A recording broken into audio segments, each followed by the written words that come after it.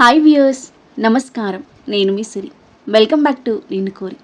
ఈరోజు కథ mister ఆర్గెన్, episode 65. మీ మనసుకు నచ్చే అత్యంత అద్భుతమైన కథ. కథ నచ్చితే లైక్ చేయండి. లైక్తో పాటు హైప్ చేయడం మర్చిపోవద్దు. ఇక కథలోకి వెళ్తే, తప్పించుకోవాలని ట్రై చేసినా నువ్వు తప్పించుకోలేవు, బుద్ధిగా వెళ్ళొచ్చి అని చెప్తూ కార్ డోర్ ఓపెన్ చేశాడు అనిరుద్.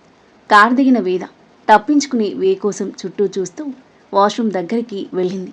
వాష్రూంలోకి వెళ్తూ మెల్లిగా వెనక్కి తిరిగి అనిరుద్ వైపు చూసింది. కార్ను ఆనుకుని నిల్చొని హ్యాండ్స్ ఫోల్డ్ చేసుకుని తన వైపే చూస్తుంటే వెంటనే చూపు తిప్పేసుకుని వాష్రూంలోకి దూరింది. ఫోన్ చేయడానికి ఛాన్స్ లేకుండా హోటల్ దగ్గర కార్ ఎక్కగానే తన ఫోన్ లాగేసుకుని స్విచ్ ఆఫ్ చేసి అతని పాకెట్లో వేసుకున్నాడు అనిరుద్. వాష్రూంలో కొన్ని క్షణాలు ఆగి మెల్లిగా బయటికి తొంగి చూసింది. అనిరుద్ చూపు వేరే వైపు ఉంది. ఇదే మంచి ఛాన్స్ అనుకున్న వేద కిందకి వంగుతూ వాష్రూమ్ నుండి బయటకొచ్చి రోడ్డుపై వెనక్కి పరిగెడుతూ ఉంది. వీలైనంత వేగంగా 10 మీటర్లు పరిగెత్తిందో లేదో అనిరుద్ కార్ అంతకంటే వేగంగా రివర్స్లో వెనక్కి దూసుకొచ్చింది. ఆ కార్ని చూస్తూ షాక్ అయిన వేద మరింత వేగం పెంచింది. తన పాటలను చూసి నవ్వుకుంటూ వెనక్కి డ్రైవ్ చేస్తూనే ఉన్నాడు అనిరుద్. అతని డ్రైవింగ్ స్కిల్స్కి అవక్కైపోయింది వేద. వేదను ఓవర్టేక్ చేసి తన ముందు కారాపాడు అనిరుద్. వేద టక్కున ఆగిపోయి పారిపోవడం కోసం అటు ఇటు చూస్తుండే లోపే అనిరుద్ కార్ దిగి ఆమెను చేతుల్లో ఎత్తుకున్నాడు. ఏయ్ వదులు, నేను నీతో రాను, మా అన్నకి తెలిసి నేను చంపేస్తాడు అని పరిగెత్తిన ఆయాసంతో అరుస్తూ చేప పిల్లల గిలగిలా కొట్టుకుంటుంది వేద. చచ్చినా నేను వదిలేది లేదు అన్నాడు ఆమెను కారులో కూర్చోబెడుతూ. అంటే దయ్యమై నా వెంట పడతావా? వేద మాటలకు చిన్నగా నవ్వుకొని, నీతో చాలా లైఫ్ ఊహించుకున్నాను నేను, అవన్నీ తీరకుండా అస్సలు పోను అని తన సీట్లో కూర్చున్నాడు అనిరుద్. వేద కార్ డోర్ ఓపెన్ చేయడానికి తెగ ట్రై చేస్తూనే ఉంది. కానీ ఎంతకీ రాలేదు. ఇక ప్రయత్నించి లాభం లేదని అర్థమై కోపంగా అనిరుద్ వైపు చూసింది. నువ్వు అసలు మనిషివా రాక్షసుడివా? ఒక అమ్మాయినిలా బలవంతంగా తీసుకురావడం ప్రేమ అనుకుంటున్నావా నువ్వు? నీది ప్రేమ కాదు, పిచ్చి. నేను చచ్చినా నీ లవ్ యాక్సెప్ట్ చేయను. నేను కనిపించినంత అమాయకురాల్ని కాదు. నీకు చుక్కలు చూపిస్తాను. మర్యాదగా వదిలే నన్ను. చుక్కలు చూపిస్తావా? ఆ చుక్కలేంటో చూడాలని నాకు ఎగ్జైటింగ్గా ఉంది అంటూ జాలీగా డ్రైవ్ చేస్తున్నాడు అనిరుద్. వేదకి ఇంకా చిర్రెత్తుకొచ్చింది. అసలు నాపై నీకేం రైట్ ఉందని నన్ను ఇలా తీసుకెళ్తున్నావు? ప్రేమిస్తే రైట్ వచ్చేస్తుంది అనుకున్నావా? కోపంగా అంది వేద. ప్రేమిస్తే రైట్ రావడం కాదు, నాకు నిన్ను ప్రేమించే రైట్ ఉంది, నీ ప్రేమను పొందే రైట్ ఉంది ఘాటుగా బదులిచ్చాడు అనిరుద్. అతనితో వాదించి గెలవడం కష్టమని అర్థమైంది వేదకి. ఏం చేయాలో అర్థం కాక మొహం ముడుచుకుని కోపం, బాధ, నిస్సహాయత కలగలిపిన ఫీలింగ్తో చూస్తుంది అతన్ని. తను ఏదో అనుకుంటే ఇంకేదో జరుగుతుంది. ఇండియా వెళ్ళాక అనిరుద్ నుండి తప్పించుకుని తన ఇంటికి వెళ్ళిపోవచ్చని అనుకున్న తన ఆశ ఇప్పుడు నిరాశగా మారడంతో వేద మనసంతా గందరగోళంగా మారింది. గోళ్ళు కొరుక్కుంటూ అనిరుద్ వైపు కళ్ళు చిన్నవి చేసి కోపంగా చూస్తుంది. మరి కాసేపటికి కారు ఆగడంతో విండోలో నుండి బయటికి చూసిన వేదకి ఒక విశాలమైన ప్యాలెస్ దర్శనమిచ్చింది. ఇదేనా ఇతని ఇల్లు అని అనుకుంటూ ఉండగా అనిరుద్ కార్ దిగి ఆ వైపు డోర్ ఓపెన్ చేశాడు. దిగడం తప్ప వేరే దారి లేదు వేదకి. అతన్ని ఘాటు లుక్స్తో చూస్తూనే కార్ దిగింది. అనిరుద్ ఆమె చేయి పట్టుకోగా కోపంగా బెదిరించింది వేద. అయినా అనిరుద్ వదలకుండా గట్టిగా పట్టుకుని లోపలికి తీసుకెళ్తుంటే అతని లోపల తిట్టుకుంటూ చుట్టూ నిశితంగా గమనిస్తూ అతనితో పాటు అడుగులు వేసింది. చుట్టూ బ్యూటిఫుల్ గార్డెన్, మధ్యలో ప్యాలెస్ లాంటి ఇల్లు వేద కళ్ళను ఆకర్షించింది.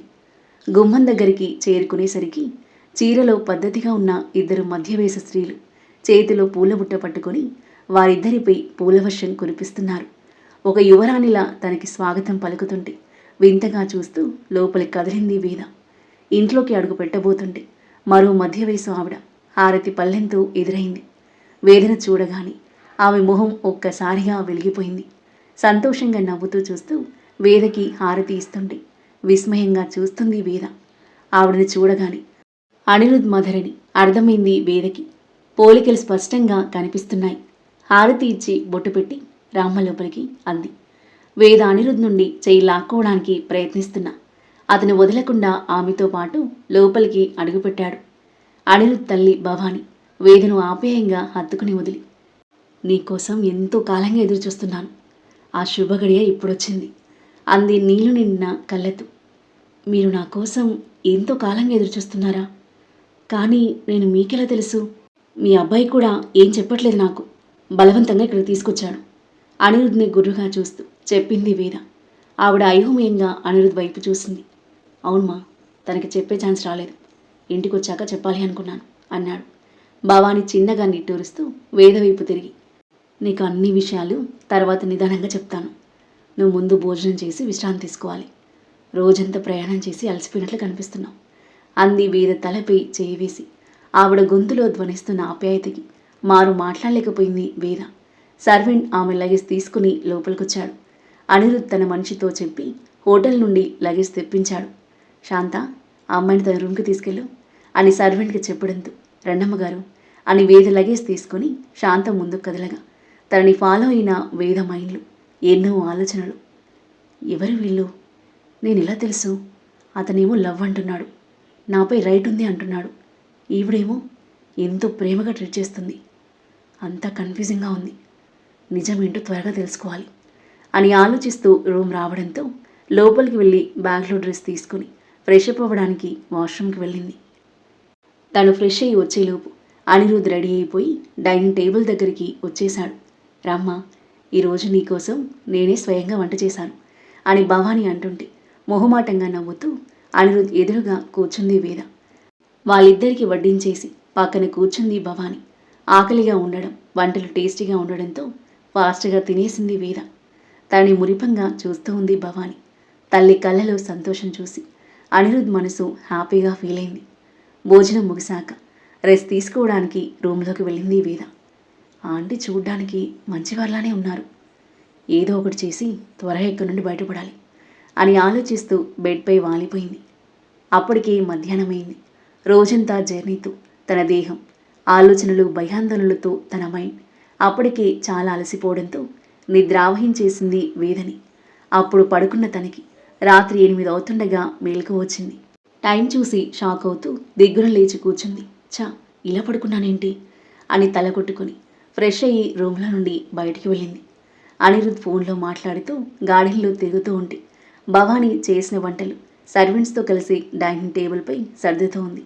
వచ్చావా? నేనే రూమ్లోకి వద్దామనుకున్నాను. ఆరోగ్యం బాగానే ఉందా? ఇబ్బంది ఏం లేదుగా అని అడిగింది వేద గడ్డం పట్టుకొని. ఏం లేదాంటీ అంది వేద అడ్డంగా తలాడిస్తూ. భవాని నవ్వి, రా డిన్నర్ చేద్దాం. అను, రానన్నా అని ఫోన్ మాట్లాడుతున్న అనిరుద్ని పిలిచింది భవాని. వేద క్వశ్చన్ మార్క్ వేస్తూ చూస్తూ. అనునా? మీ అబ్బాయి నేమేంటాంటీ అని అడిగింది. మా అబ్బాయి పేరు కూడా తెలీదా నీకు అడిగింది భవాని నవ్వుతూ. చెప్పలేదు, ఇంటికెళ్ళాక చెప్తాను అని చెప్పాడు. వాడి పేరు అనిరుద్ మెహతా. మీరు తెలుగు వాళ్ళు కాదా ఆంటీ సందేహంగా అడిగింది వేద. నేను తెలుగింటి ఆడపడుచుని, మా వారు ఇక్కడి వారు. ఓ, లవ్ మ్యారేజ్ చేసుకున్నారా? భవానీ మొహం ఒక్కసారిగా డల్గా మారిపోయింది. అవును అన్నట్టుగా చిన్నగా తలూపి, రా భోజనం చేద్దాం అంది. వేద కూర్చోగానే తన పక్కకొచ్చి కూర్చున్నాడు అనిరుద్. వేద కోపంగా చూస్తూ లేవబోతుంటే తన చేయి పట్టుకుని తిరిగి కూర్చోబెట్టాడు అనిరుద్. వాళ్ళిద్దరిని గమనించిన భవాని, అను చేయొదులు అంది. అనిరుద్ బుద్ధిగా చేయొదిలేయడంతో వేద వెంటనే లేచి అతని ఎదురుగా కూర్చుంది. భవాని భోజనం వడ్డించింది. వేద తినకుండా అలాగే చూస్తుంటే, ఏమైందమ్మా, వంటలు నచ్చలేదా అని అడిగింది భవాని.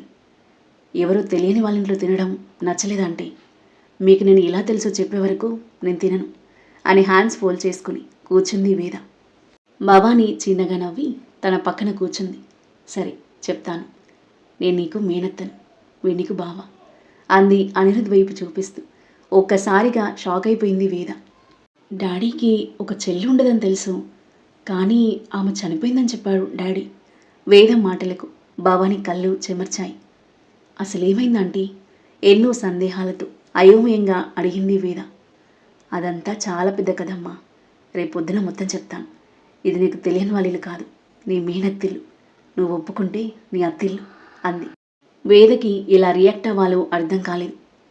నాకు నిన్ను ప్రేమించే రైట్ ఉంది, నీ ప్రేమ పొందే రైట్ ఉంది. అనిరుద్ మాటలు గుర్తుకొచ్చాయి.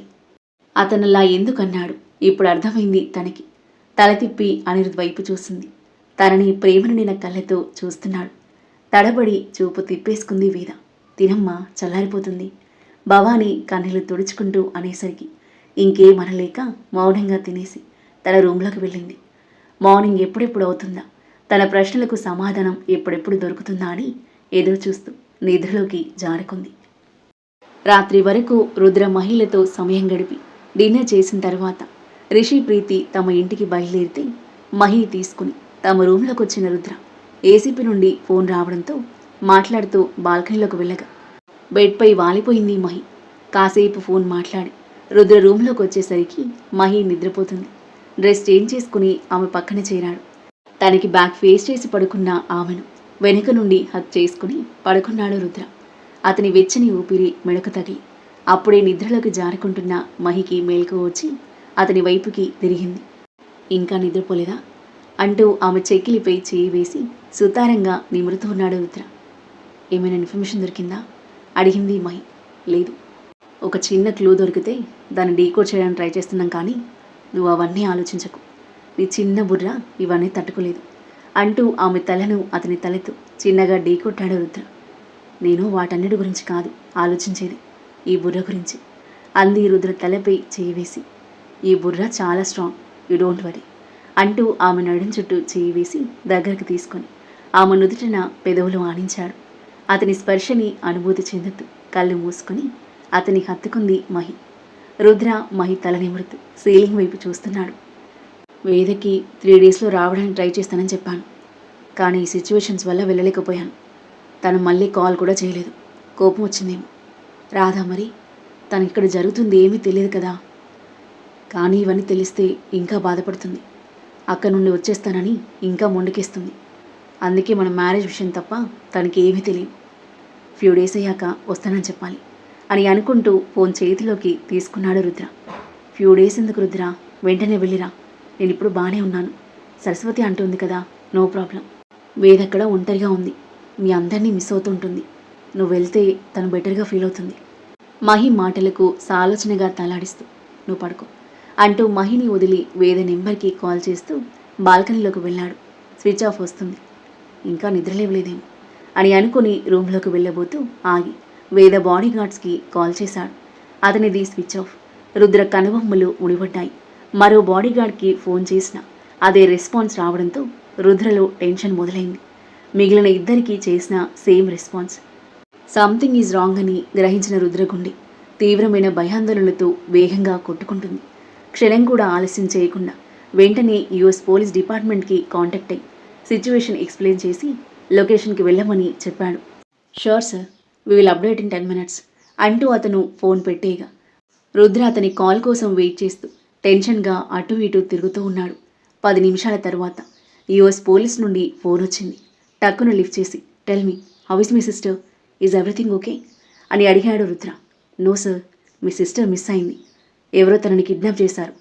సెక్యూరిటీ గార్డ్స్ని బంధించేసి ఇంట్లో లాక్ చేశారు అని ఇంగ్లీష్లో చెప్పాడు పోలీస్. అదంతా విన్న రుద్ర కాళ్ళ కింద భూమి కంపించినట్టయింది. వాట్, కిడ్నాప్ అయిందా? తమ శత్రువే ఇదంతా చేశాడేమో అనిపించింది రుద్రకి. వేదకి ఏమైందో అన్న భయంతో అతని గుండె వణికిపోయింది. వెంటనే వీడియో కాల్ చేసి గార్డ్స్కి ఫోన్ ఇవ్వమని చెప్పడంతో వాళ్ళలో ఒక అతనికి ఇచ్చాడు పోలీస్. షామ్యూల్, ఏం జరిగింది, వేదెక్కడా అడిగాడు రుద్ర ఆందోళనగా. జరిగింది మొత్తం చెప్పాడు అతను. రుద్ర కోపం తార స్థాయికి చేరుకుంది. నా పర్మిషన్ లేకుండా వాడిని వేద దగ్గరికి ఎందుకు సెండ్ చేశారు? మైండ్ ఉందా మీకు? ఈడియట్స్, మీ వాళ్ళు ఇప్పుడు వేద ప్రమాదంలో పడింది. బట్ సార్, మేడం అతనితో ఇష్టంగానే వెళ్ళారు. అతను ఫోర్స్ఫుల్గా తీసుకెళ్ళలేదు. అన్నయ్య ఫ్రెండ్ అని నన్ను ఇండియాకి తీసుకువెళ్ళడానికి వచ్చారని చెప్పారు.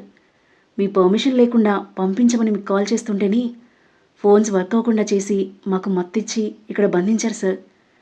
వేద తన ఇష్టంతోనే వెళ్ళిందా? తనని ఎవరు కిడ్నాప్ చేయలేదా? అంటే తన దగ్గరికి వెళ్ళింది ఆ క్రిమినల్ కాదా?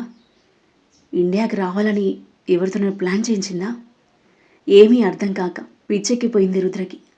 వాడి గురించి మీకు తెలిసిన డీటెయిల్స్ అని పోలీసులకు ఇవ్వండి అని గార్డ్స్కి చెప్పి పోలీసులతో మాట్లాడాడు రుద్ర. వేద ఫోన్ నెంబర్ ఇచ్చి లొకేషన్ ట్రేస్ చేయమని తను వెంటనే న్యూయార్క్ స్టార్ట్ అవుతున్నానని చెప్పి ఫోన్ కట్ చేశాడు. వేద ఇలా బయటపడ్డా తను బయటికి రావడమే చాలా డేంజర్ అని తీవ్రమైన భయం నెలకొంది రుద్రలో. ఆ తర్వాత ఏం జరగబోతుంది? వేద ఆచూకీ రుద్రకి తెలుస్తుందా? అనిరుద్ధే వేదను తీసుకెళ్లాడని, అనిరుద్ధ్కి తమ ఫ్యామిలీకి మధ్య సంబంధం గురించి రుద్రకి తెలియనుందా? అతను ఎలా రియాక్ట్ అవుతాడు? భవానీ ద్వారా నిజం తెలుసుకున్న వేద నెక్స్ట్ ఏం చేయబోతుంది? అద్భుతమైన కథనంతో మీ ఊహకందని మలుపులతో మనసుకు హత్తుకునే సన్నివేశాలతో ఎంతో ఆసక్తిగా సాగి ఈ కథ యొక్క నెక్స్ట్ ఎపిసోడ్ కోసం మన నెక్స్ట్ వీడియో చూడండి. కథ నచ్చితే లైక్ చేయండి.